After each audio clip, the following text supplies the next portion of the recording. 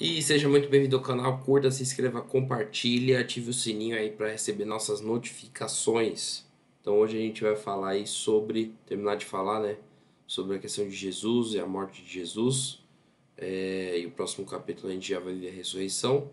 E essa aqui é uma parte muito importante também desse capítulo, tá? E tá quase encerrando, então não perca aí. Só faltam, depois desse mais dois capítulos, encerramos o livro de João, o livro que deu início aí a essa caminhada, e teve outros livros aí que nos ajudaram.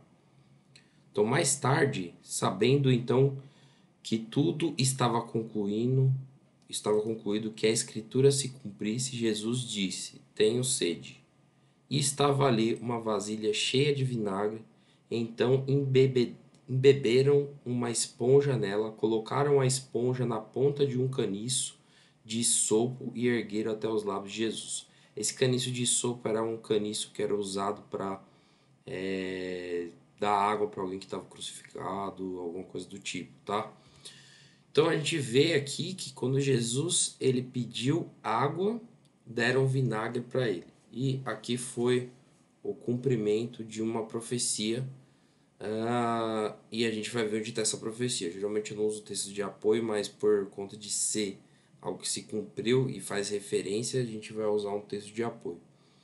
Bom, então em Mateus 27, especificamente acho que versículo 33 e 34, a gente vê que o pessoal oferece a Jesus uma mistura de fel com vinagre. Quando fala de fel com vinagre, na verdade é meio que uma substância anestésica, uma droga. Aí Jesus ele tipo provou e rejeitou, porque na verdade ele não queria tomar aquilo. É... Porque aquilo ali, como era uma substância anestésica, fazia com que a pessoa ficasse anestesiada para não sofrer tanto naquele momento de dor.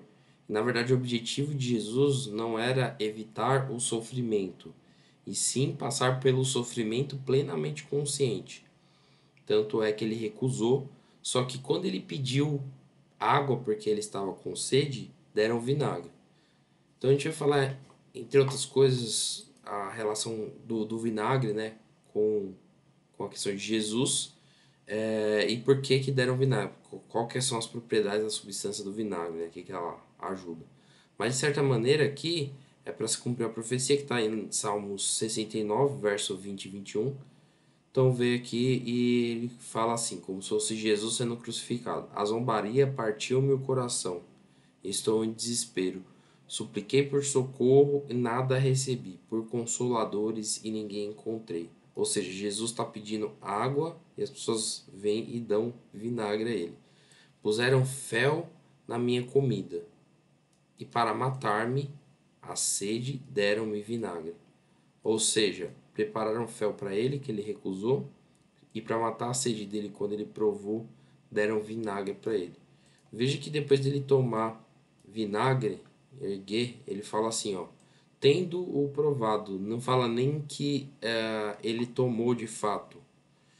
Jesus disse, está consumado. Com isso curvou a cabeça e entregou o espírito. Ou seja, ali existia uma pressão em que só faltava ele se realmente se entregar.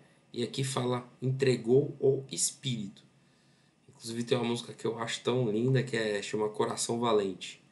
Ela fala sobre assim, a força e a garra, a força de vontade de Jesus sobre essa situação.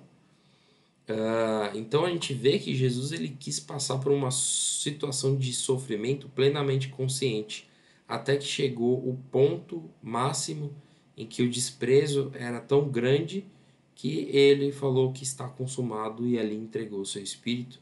Isso daqui também se cumpriu todas as profecias. Agora a gente vai ver mais cumprimento de profecia aqui, de profecias nesse texto.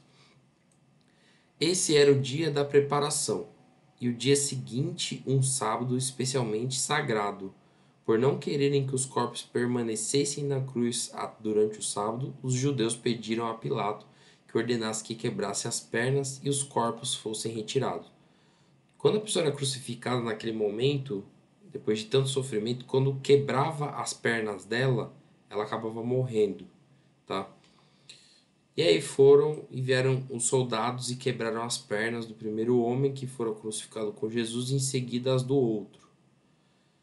Mas quando chegaram Jesus, percebendo que já estava morto, não lhe quebraram as pernas, justamente porque não era necessário que quebrassem as pernas por ele estar morto.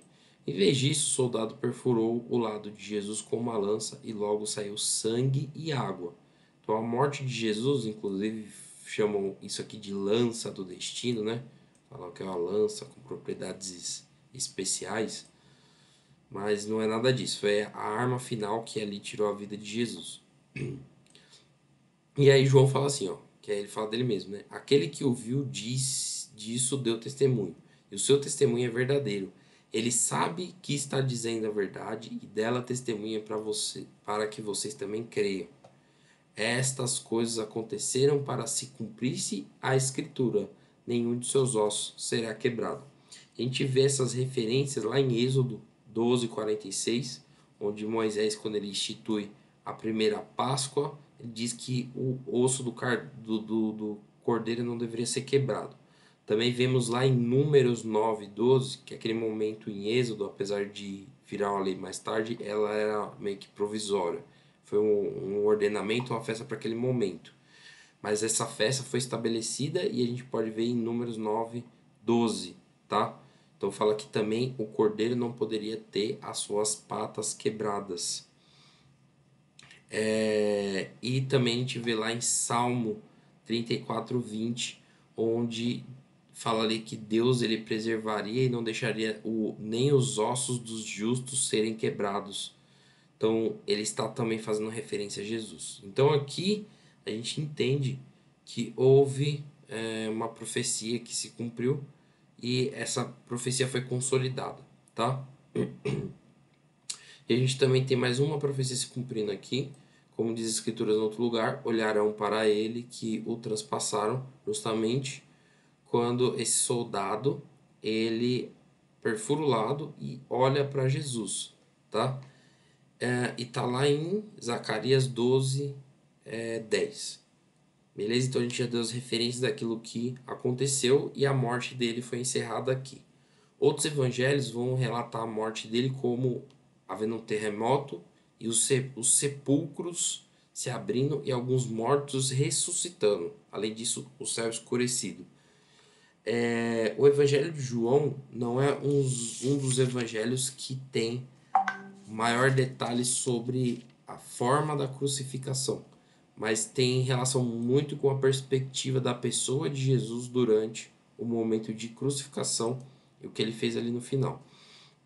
E depois que Jesus foi crucificado, veja aí, depois disso, José de Arimateia pediu a Pilatos o corpo de Jesus. José era discípulo de Jesus, mas o era secretamente, porque tinha medo dos judeus. Com permissão de Pilatos, veio e levou embora o corpo. Estava ele acompanhado de Nicodemos, que também era um discípulo secreto, aquele que antes tinha visitado Jesus à noite. Nicodemos levou cerca de 34 quilos de uma mistura de mirra e aloés, justamente para ungir e limpar ali o corpo de Jesus. Tá?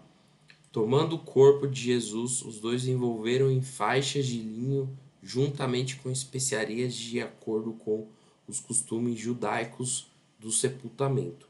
No lugar onde Jesus foi crucificado havia um jardim e no jardim um sepulcro novo, onde ninguém jamais fora colocado. Por ser o dia da preparação para os judeus e vistos que o sepulcro ficava perto, colocaram Jesus ali. Então foi uma questão de facilidade, mas a gente vê uma série de profecias se cumprindo aqui e a gente pode perguntar, será que essas pessoas tiveram espontaneamente a vontade de que fosse feito desse jeito? Será que esses soldados romanos, eles, em vez de quebrar, escolheram não quebrar as pernas de Jesus? Não, não é isso que acontece. Isso aqui foi determinado por Deus. Então a crucificação foi a forma determinada com Deus para retirar a vida de Jesus e a vida que ele levou em nosso lugar, né? A morte, na verdade, que ele levou em nosso lugar para dar a vida. Então a crucificação, aqui a gente vê quão terrível foi e quão grande a ira de Deus foi sobre o seu próprio filho. Justamente porque essa ira, na verdade, deveria ter caído sobre nós, mas para não cair sobre nós, Jesus ele rejeitou o fel, uma mistura de uma substância analgésica, então ele rejeitou.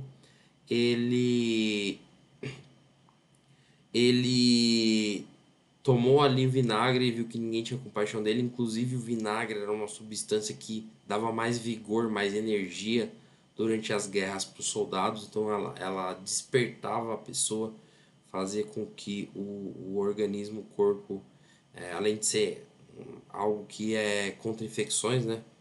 Então, ali também faz despertar um pouco o corpo. E ali Jesus estava plenamente em suas capacidades mentais e no ápice do seu sofrimento, e ele entregou o seu espírito, tá? Então a gente viu aqui como a morte dele foi horrível, mas a consciência que nós devemos ter, né, é que essa morte deveria ter sido aplicada na nossa vida e não na vida de Jesus, tá? E por ter sido aplicada na nossa vida,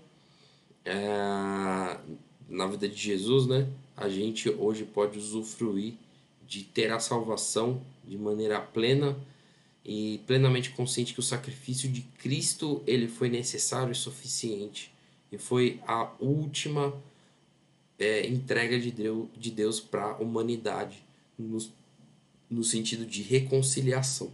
Então ali convergiu todas as coisas e a gente vai ver como ele ressuscitou e como essas coisas continuaram.